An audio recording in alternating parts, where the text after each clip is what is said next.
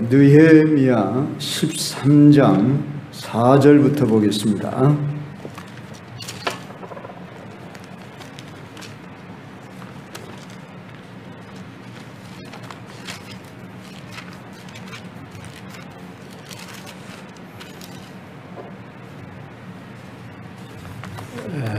제가 한 절, 여러분이 한 절, 14절까지만 보겠습니다. 이전에 우리 하나님의 전에 방을 맡은 제사장 엘리야십이 도비야와 연락이 있었으므로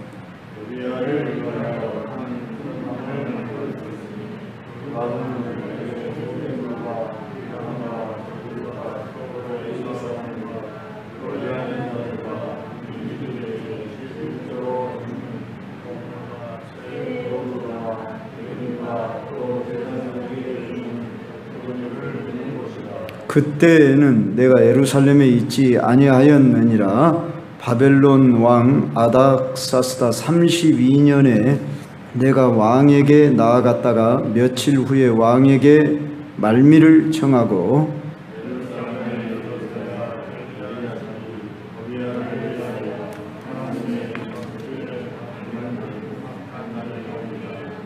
내가 심히 근심하여 도비야의 세간을 그 방 밖으로 다 내어 던지고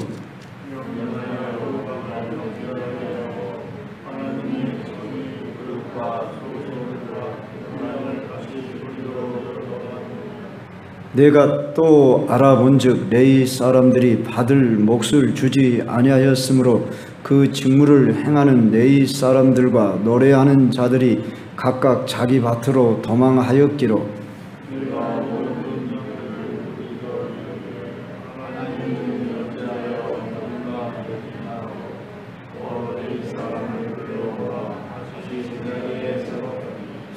이에 온 유다가 곡식과 새 포도주와 기름의 11조를 가져다가 곡간에 드림으로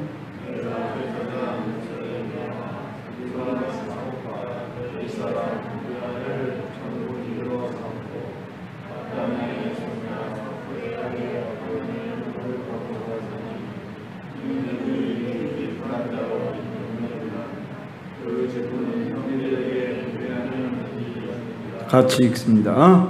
내 하나님이여 이 일로 말미암아 나를 기억하옵소서. 내 하나님의 정과 그 모든 직무를 위하여 내가 행한 선한 일을 도말하지 마옵소서. 아멘. 우리는 이제 느헤미야서의 말미에 들어서서 4절부터 마지막 절까지 읽을까 했는데 날씨도 덥고 또 분량이 많아서 다음 1시간 더 나누기로 하는데 4절부터 31절까지 느헤미야의 개혁이라 하는 이런 내용입니다. 그러면 느헤미야가 오늘 본문에서 행한 개혁의 일은 한 가지라고도 볼 수 있지만 엄밀히 말하면 두 가지로 이렇게 볼 수가 있습니다. 그러니까 4절부터 9절까지는 성전을 정화한 일이고 10절부터 13절은 11조 제도를 회복한 일입니다. 이미 앞에서도 그러니까 우리가 지난 시간 살핀 가운데서도 그 11조 회복에 대한 이야기가 있었습니다. 오늘은 재회복인데 느헤미야가 당시 6절 보니까 내가 예루살렘에 있지 아니하였느니라. 바벨론 왕 아닥사스다 32년에 내가 왕에게 나아갔다가 며칠 후에 왕에게 말미를 청하고 예루살렘에 이르렀다. 그러니까 주전 432년이답니다. 이때가. 그러니까 이 느헤미야가 그 성벽을 재건하기 위해 예루살렘에 돌아온 때는 주전 444년이었습니다.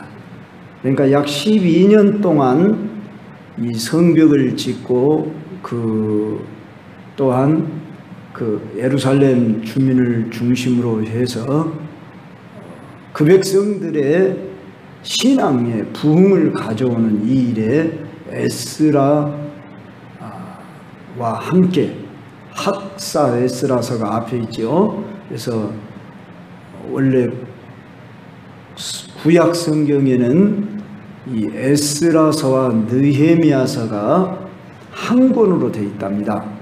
그런데 후대에 와서 이걸 두 권으로 나누었다 이렇게 전해집니다.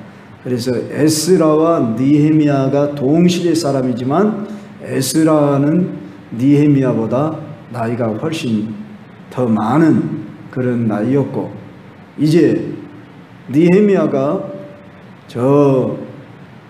그때 당시로 말하면 페르시아 아닥사스다 왕에게로 나아갔을 때, 그때는 이미 에스라가 별세했을 것이다 이렇게 보아지는 것입니다. 나이를 보아서. 그랬을 때에 한마디로 지도자들이었던 에스라와 느헤미야가 부재 중인 때에 당시 신앙 상태가 다시 또 해이해지고 타락의 길로 걸었다 이렇게 볼 수 있습니다. 그러면 느헤미야가 예루살렘에 다시 이르렀을 때 어떤 일이 있었느냐 하면 오늘 4절부터 9절은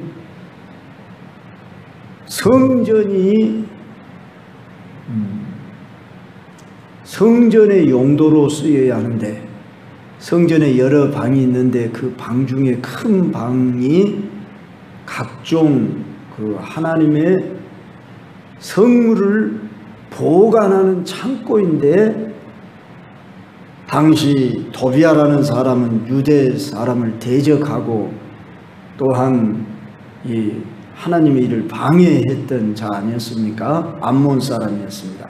그런데 이 도비아가 유대인과 그 자녀들을 같이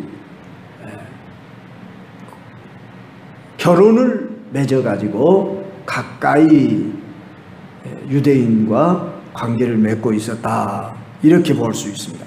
그런데 당시 여기 제사장 엘리야십이 대제사장인지 제사장인지는 정확히 알 수 없지만 제사장이라고 나왔습니다.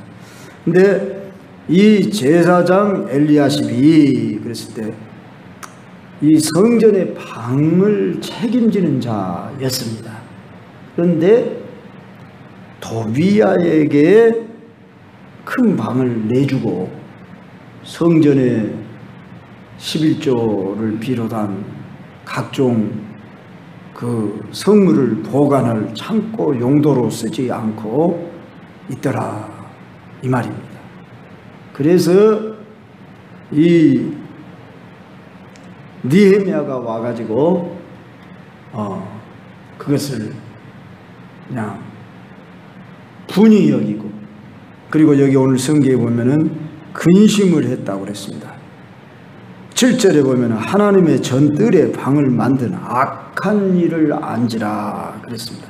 내가 심히 근심하여 도비아의 세간을 그 방 밖으로 다 내어 던지고 명령하여 그 방을 정결하게 했더라. 그래서 다시 하나님의 전에 그 넣어야 할 여러 가지 성물들을 다시 회복시키는 이런 일을 했더라. 우리는 여기서 주는 교훈을 깨달아야 하는데, 지금 1차적으로 누가 잘못을 했습니까? 제사장 엘리야십이 잘못을 했습니다. 그렇지 않습니까? 아마 인정에 끌렸든지 어떤 계율에 그가 미혹을 당했든지, 지금 제사장 엘리야십은 공사를 분명히 하면서 성전 관리를 분명히 했어야 했는데, 그는 다른 사람도 아니고 이 도비아는 느헤미야의 개혁을 반대하고 그렇게 백성들을 그냥 선동해서 무너뜨리려고 했던 그런 암몬 사람이었습니다. 그런데 그 방을 도비아에게 내어줬더라 하는 것입니다. 여기서 우리는 하나님의 일꾼이요 지도자로 선택을 받은 사람도 이렇게 타락할 수 있구나 하는 것을 여기서 우리가 알 수 있습니다. 그래서 타락하는 것이 뭐 당연하다는 것이에요. 그런 일이 없어야 되겠지만은 바로 신앙이 해이해지니까 분별력이 떨어져 가지고 이렇게 남용을 해버린 거죠. 하나님의 성전을 어느 개인의 유익을 위해서 방을 내줘 버렸더라 하는 것입니다. 그랬을 때, 자, 근데 우리가 여기서 한 가지 알겠습니다. 느헤미야가 어떻게 보면은 제사장 엘리야십을 책망했어야 할 건데 한마디 제사장 엘리야십을 향해서는 뭔 말씀이 없고 침묵을 하고 있습니다. 그리고 도비야의 그 한 행위를 지금 척결하고 다시 회복시키고 있는 이 모습을 보게 됩니다. 여기서 그렇다고 이 느헤미야가 이 제사장이 엘리야십에 하는 일을 눈 감아줬다 그런 뜻은 아니죠.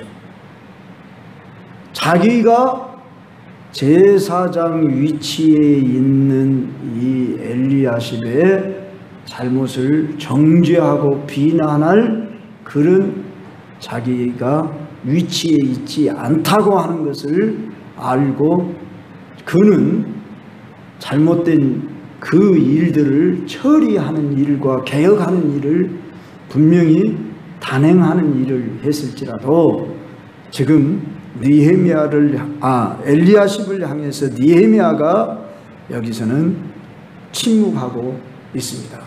여기서 침묵한다고 해서 죄를 방관했다는 말은 결코 아닙니다. 단지 이 제사장은 하나님의 기름 부음 받으신 종이기 때문에 자신이 이러쿵 저러쿵 비난 정죄하는 그런 위치에 있지 않은 것을 자신이 알고 자기의 본분을 다하고 있다라 하는 것입니다. 우리는 성경 전체를 통해서 이러한 원리를 배울 수 있어야 합니다. 자, 거슬러 올라가 보면 노아가 하나님의 사람으로서 세상이 홍수로 심판을 받은 이후에 그 세 아들, 세 며느리들과 함께 이제 자손이 번성해지기 시작했지 않겠습니까? 그리고 농사를 지었었습니다. 그래서 포도 농사를 지어가지고 포도즙을 짜가지고 그 포도주를 노아가 마시고 대낮에 술이 채가지고 아마 요새같이 더웠던 날씨였던가 봅니다. 그런데 벌거벗고 들어 누웠습니다. 술에 취해서 사람을 분간하지 못하고 있었는데 우리가 노아의 세 아들, 그럼 셈, 함, 야벳 그러죠. 그럼 아마 둘째 아들이었지 않는가, 중간에 있는 아들이었지 않는가 생각해 볼 수 있는데, 함이 아버지가 벌거벗고 아예 하체를 다 드러내놓고 그렇게 있더래 그러면서 조롱을 하고 비난을 했습니다. 그런데 셈과 야벳은 어떻게 했습니까? 겉옷을 가지고 뒷걸음질 쳐서 아비의 하체를 보지 않고 덮어드렸더라 하는 것입니다. 노아가 술을 깨고 이 소식을 듣고서 어떻게 말했습니까? 그건 노아의 어떤 감정풀이를 했다고 보기보다는 노아에게 주어진 권위를 따라서 예언을 했는데 셈과 야벳은 축복을 했습니다. 그런데 함의 후손인 가나안이 저주를 받을 것이다. 그렇게 누가 그렇게 하라고 해서 한 게 아니라 노아에게 그 권위가 주어져 있었습니다. 그래서 그냥 육신의 아버지 정도가 아니라 노아는 족장으로서 하나님의 대리자로 당시에 이렇게 세워져 있었던 자였습니다. 그래서 우리는 이 함의 후손이 즉 가나안이 저주를 받으리라 하는 이런 말씀입니다. 어찌 자기 손자를 누가 저주하고 싶은 사람이 있겠습니까? 축복을 하고 싶겠죠. 이건 감정 따라 화내서 한 것이 아니라 그가 참 권위를 무시하고 조롱하고 비난한 그 죄악이 그 후손에게 전달되는 이런 역사를 볼 수가 있고, 우리는 다윗과 사울의 관계 속에서 다윗이 사울한테 쫓겨가지고 참 죽을 위기를 여러 번 겪었습니다. 그런데 어느 동굴로 피하여 숨어 있을 때인데 사울이 그 동굴로, 깊숙한 동굴로 발을 가리우러 들어왔더라. 발을 가리운다는데 해석이 두 가지가 있습니다. 잠을 청하러 왔다, 대변을 보려고 왔다. 이 두 가지 해석이 있는데 그래 어떤 해석이 더 정확한지는 모르겠습니다. 여하간에 발을 가리러 그 깊숙이 아마 잠을 청하러 왔다고 한번 생각해 봅시다. 그러면 그 깊숙한 동굴로 쑥 들어왔을 때 지척을 분간하지 못할 정도로 깜깜했던가 봅니다. 그랬을 때에 다윗과 그 군사가 바로 지척에 가까이 사울이 온 것을 알고 내가 저자를 단칼로 목을 베어버릴까요? 했을 때 다윗이 뭐라고 했습니까? 사무엘상 24장 6절에 보면 자기 사람들에게 이르되 내가 손을 들어 여호와의 기름 부음을 받은 내 주를 치는 것은 여호와의 금하시는 것이니 그는 여호와의 기름 부음을 받은 자가 됨이라. 그러면서 하나님이 기름 부으신 자이기 때문에 내가 손을 대서는 안 된다 하고, 이렇게 다윗은 자기를 죽이려고 하는 이 사울이기 때문에 어떻게 보면 요사이로 말하면 정당방위도 할 수 있었겠지만 그는 그렇게 하지 않았던 것을 보게 됩니다. 결국 하나님이 이 사울은 전쟁터에서 죽게 하십니다. 이런 역사를 우리는 볼 수가 있고, 우리 예수님도 그 신문을 빌라도 법정에서인가 신문을 받을 때 네가 대제사장을 욕하느냐 그러면서 이렇게 예수님이라기보다도 누구야 바울이 그런 경우를 당했었습니다. 그래서 나는 제사장인 줄 몰랐다 그러면서 바울이 이런 말합니다. 곁에 선 사람들이 말하되 하나님의 대제사장을 네가 욕하느냐? 바울이 가로되 형제들아 나는 그가 대제사장인 줄 알지 못하였노라. 기록하였을 때 너의 백성의 관원을 비방치 말라 하였느니라 하더라. 우리 예수님도 당시 어떤 그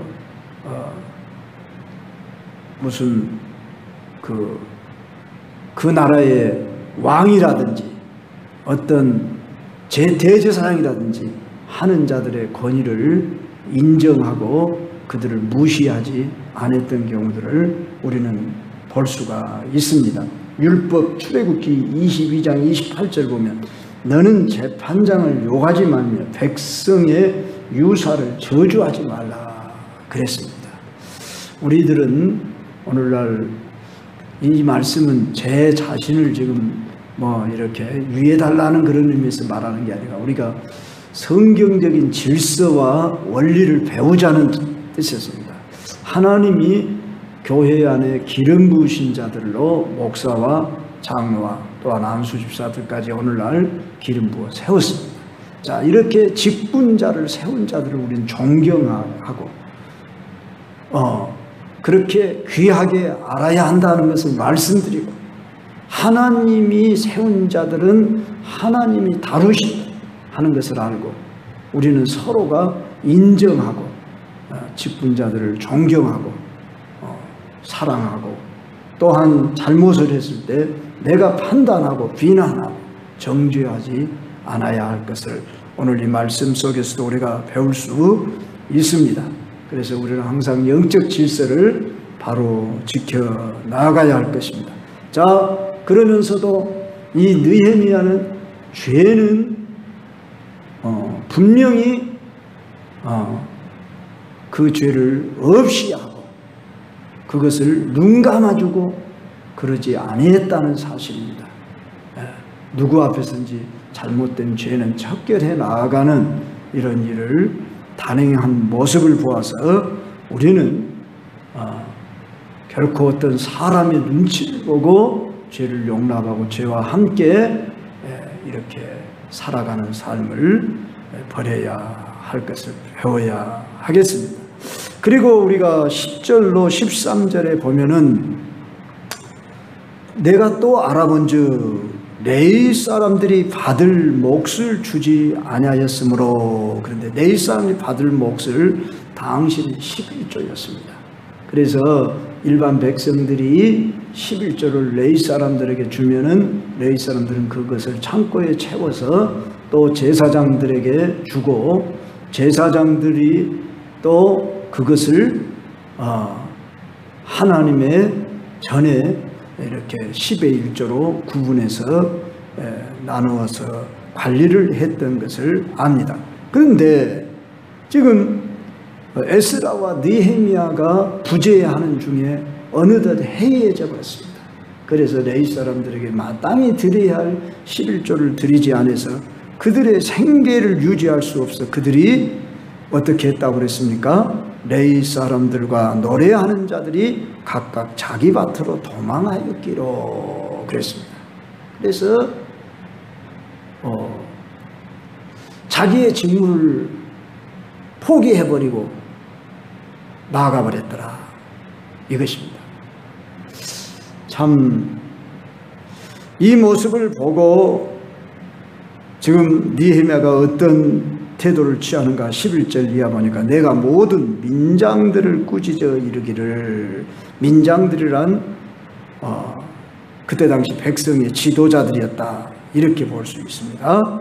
그들을 향해서 하나님의 전이 어찌하여 버림바 되었느냐 하고 그 레위 사람을 불러 모아 다시 제자리에 세웠더라. 그리고 온 유다가 곡식과 새 포도주와 기름의 11조를 가져다가 곡간에 드림으로 인해서 제사장, 서기관, 레위 사람 그들로 창고지기로 삼고 그들이 충직한 자로 인정됨이라. 자, 그래서 직분을 회복시키는 이런 개혁을 단행했더라. 자, 이런 말씀 우리가 옛날 이야기로만 듣고 말 것이 아니라 오늘 교회에 마땅히 드려져야 할 11조와 헌물이 드려져야 하는데 그것이 드려지지 않음으로 인해서 교회를 운영해 나가고 오늘 목회자를 비롯한 교회를 유지해 나가는데 어려움이 있다 그러면은 우리 직분자들은 각성하고 여기에 대한 책임을 지고 나 자신을 먼저 돌아보며 나는 오늘 하나님 앞에 어떻게 헌물 생활을 하고 있는가 점검해 보아야 하는 것입니다. 사실 오늘 한국 교회가 미자립교회를 우리 총회에서는 미래자립교회라. 미자립이라 그러면은 듣는 어감이 좋지 않아서 미래자립, 앞으로 자립할 수 있는 교회다 그런 의미로 미래자립교회 이렇게 말. 그러면 우리 시차례로만 해도 반수 이상이 미래자립교회입니다. 우리 노예로 말하면 반수 이상이 그 보조를 받는 교회가 3분의 1 교회가 보조를 받습니다. 그리고 일부는 보조를 받아야 할 위치이지만은 이렇게 직장 생활을 한다든지 어떻게 겨우 이렇게 자립을 해 나갈 정도 최소한이죠. 말이 겨우라고 하지만 그런 상황에 있는 교회들이기 때문에 다 보조를 못할 뿐이고, 보조라고 해봐야 사실 그 보조가 생활비가 되지도 않는, 제가 엄밀히 가르쳐주면 겨우 10만 원 보조해주는, 잘 보조해주는 교회는 20만 원 보조해주는 이런 상황이 있습니다. 또 어떤 노회는 그렇지 않고 많이 해주는 노회도 있다 이렇게 들었습니다. 또 다른 어떤 교단은 이렇게 충분히 기초 생활을 해 나아갈 수 있도록 이렇게 그 교단 차원에서 최저 생계비를 해주고 있다. 우리 한국 교회의 현실이 이렇다. 그걸 여러분이, 제가 이렇게 말하지 않아도 여러분도 어느 정도는 아실 것이고 또 알아야 하는 것입니다. 그랬을 때에 왜 그러는가 하면은 목회자들끼리 그런 이야기를 하는 경우가 있고 그럽니다. 오늘 교인들이 온전한 11조만 하면 숫자가 많든지 적든지 그 교회가 충분히 유지해 나갈 것이다. 이런 말씀을 하고 싶습니다. 우리 교회가 숫자가 적기 때문에 우리가 생활에 또 교회 유지해 나가는데 빠듯하게 해 나간다 이렇게 생각이 들는지 모르지만, 실제적으로 물론 그것도 현실적으로 맞는 얘기지만은 우리 현실 적은 숫자이지만 우리 모두가 다 온전한 11조를 하면은 풍족은 하지 않더라도 그래도 충분히 유지해 나아갈 수는 있지 않겠는가, 이런 생각을 해본 것입니다. 그리고 그렇게 하기 위해서 하라는 의미가 아니라 성경으로 돌아가서, 그러면 오늘 11조가 도대체 뭐냐 하는 것을 우리가 한번 얘기를 해봅시다. 어떤 분은 이런 이야기를 합니다. 11조는 구약시대 때 그 레위인들 생활을 해 나가기 위해서 주어진 제도 아닙니까? 그런데 지내오는 과정 속에 11조가 이 레위인들의 생활을 유지하도록 하기, 제사장들의 생활을 유지하도록 하기 위한 그러한 제도로 쓰여졌던 것은 사실입니다. 그런데 자, 11조는 언제부터 시작이 되었습니까? 그렇게 말하면 율법이 있기 전부터 11조는 있었다 이것입니다. 그럼 율법은 언제부터입니까? 율법은 모세로부터입니다. 그러죠? 율법은 모세로 말미암아 주어졌다. 그러면 이 11조는 아브라함 때에 이미 시작이 되어졌던 것입니다. 아브라함이 멜기세덱에게 10분의 1을 내가 드리겠다 하고 드린 바가 있고, 야곱이가 또 자원해서 내가 반드시 10분의 1을 드리겠습니다. 그렇게 해서 구약시대 때 율법으로 제정되어져서 그 성전을 유지하고 당시 성전에 봉사하는 제사장 레위인급들을 유지해 나가도록 일반 백성으로 하여금 그렇게 하도록 했습니다.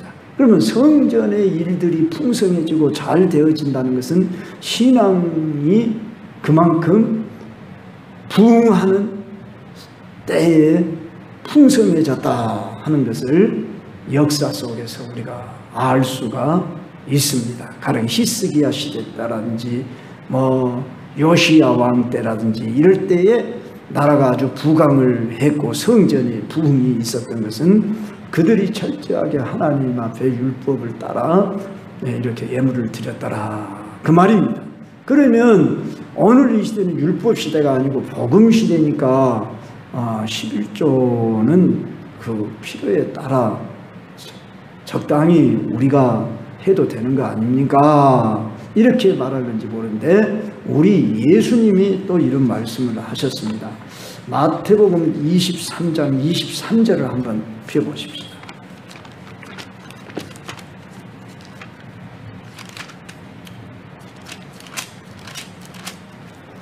마태복음 23장 23절 말씀 같이 한 목소리로 읽습니다.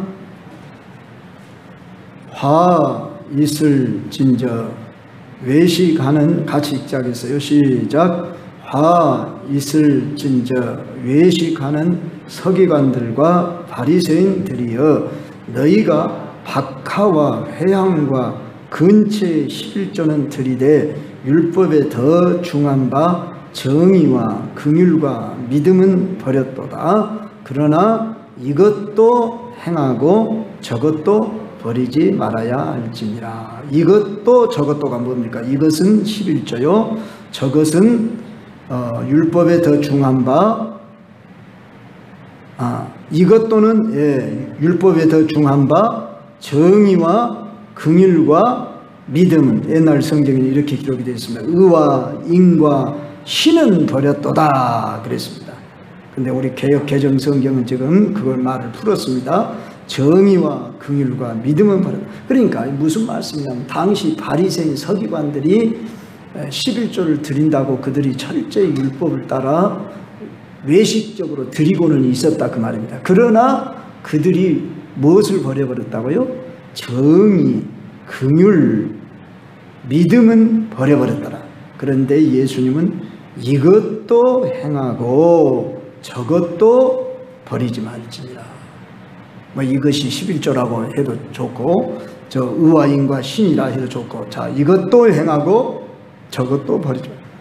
그러니까 우리는 오늘날 이건 물론 율법적인 제도 하에서 우리가 한다기보다도 11조는 하나님의 것임을 인정해드리는 뜻에서 우리가 이미 아브라함도 야곱도 율법이 있기 전에도 그들은 자원해서 또 그들 마음속에서 그렇게 드려졌던 것을 우리는 기억한다고 한다면 복음 안에서 우리는 모든 것이 하나님으로부터 온 것이다. 이걸 인정하는 의미에서 10분의 1을 내가 드리는 것이 마땅하고 10분의 1뿐이야.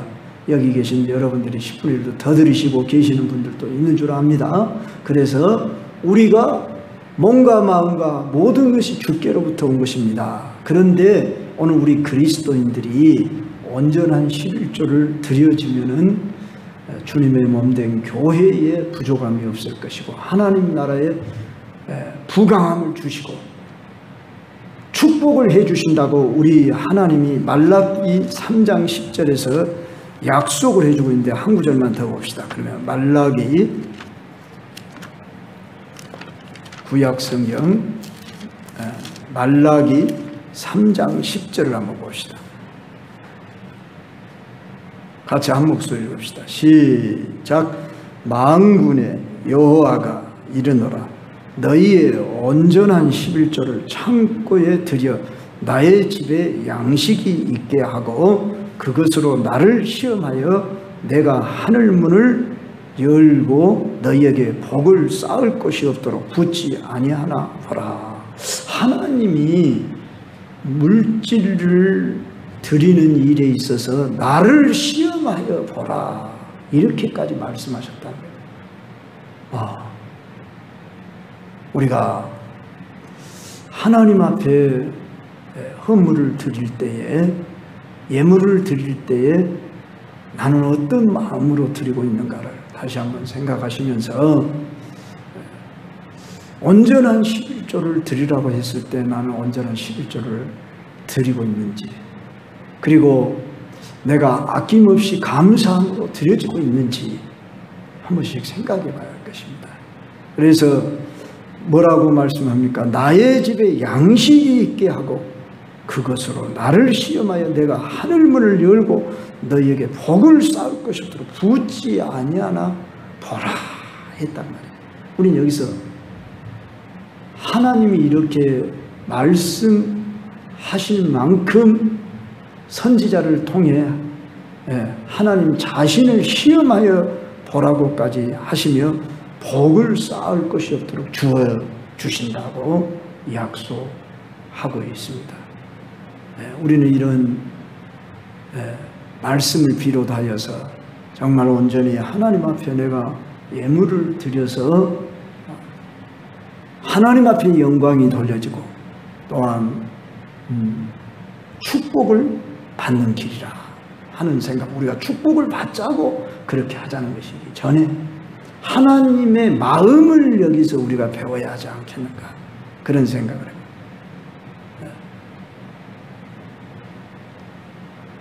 정말 나는 10분의 1을 드리고 나는 생활하기가 도저히 못할 것 같지만 드려짐으로 생활에 나아가는가 못해가는가를 정말로 경험해 볼 수 있도록 우리가 하나님 앞에 온전한 11조를 드리고 11조뿐만 아니라 헌물을 드려 하나님의 집에 창고가 가득 채워짐으로 인해서 하나님이 우리 각 가정에 하나님이 풍성하게 채우실 것을 약속하고 있다고 하는 이 사실을 기억해야 할 것입니다.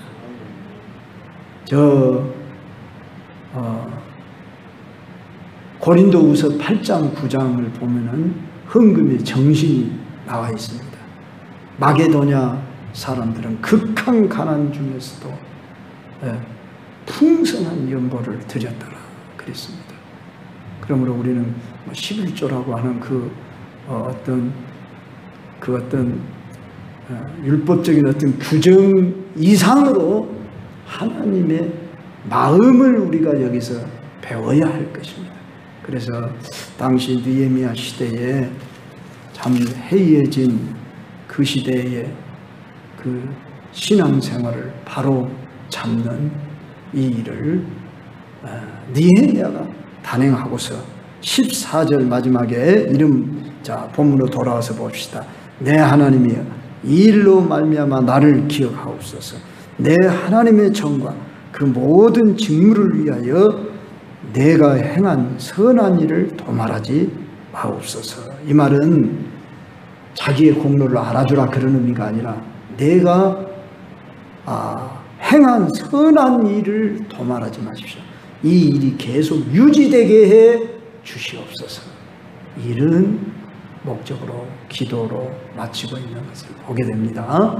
오늘 또 우리가 정말 이런 부분에 있어서 오늘 우리는 하나님의 전에 봉사자들로 섬기는 자로 다 이렇게 뽑힌 바 된 자들입니다.